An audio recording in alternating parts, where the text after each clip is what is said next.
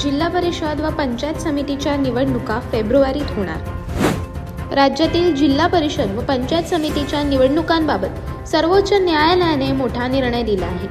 राज्य निवडणूक आयोगाने मुदतवाढ अर्ज दिल्यानंतर सर्वोच्च न्यायालयाने जिल्हा परिषद व पंचायत समिती निवडणुकांसाठी 15 फेब्रुवारी 2026 पर्यंत मुदतवाढ दिली आहे। सर्वोच्च न्यायालयाच्या या निर्णयाने निवडणूक आयोगाला दिलासा मिळाला आहे।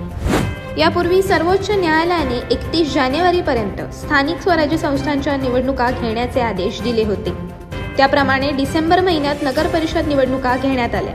त्यापाठोपाठ 15 जानेवारीला महानगरपालिका निवडणुका होणार आहेत। त्यामुळे जिल्हा परिषद व पंचायत समिती निवडणूक कधी होणार याची उत्सुकता सर्व राजकीय पक्षांसह नागरिकांना लागली होती। मात्र तांत्रिक व प्रशासकीय कारणास्तव जिल्हा परिषद आणि पंचायत समितीच्या निवडणुका घेण्यासाठी 10 फेब्रुवारीपर्यंत मुदतवाढ द्या असा अर्ज राज्य निवडणूक आयोगाकडून सर्वोच्च न्यायालयाकडे करण्यात आला होता।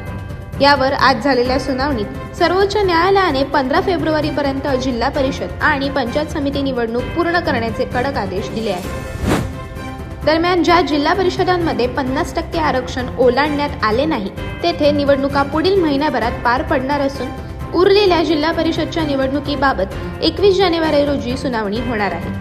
या सुनावणीत आरक्षणाची 50% मर्यादा आणि सभापती पदांचे आरक्षण यावर अंतिम निर्णय घेतला जाईल। अशाच अनेक घटना आणि बातम्या जाणून घेण्यासाठी सबस्क्राईब करा आमचे YouTube चॅनल केव्ही न्यूज आणि इन्स्टा पेज कृषीवल न्यूजला फॉलो करा।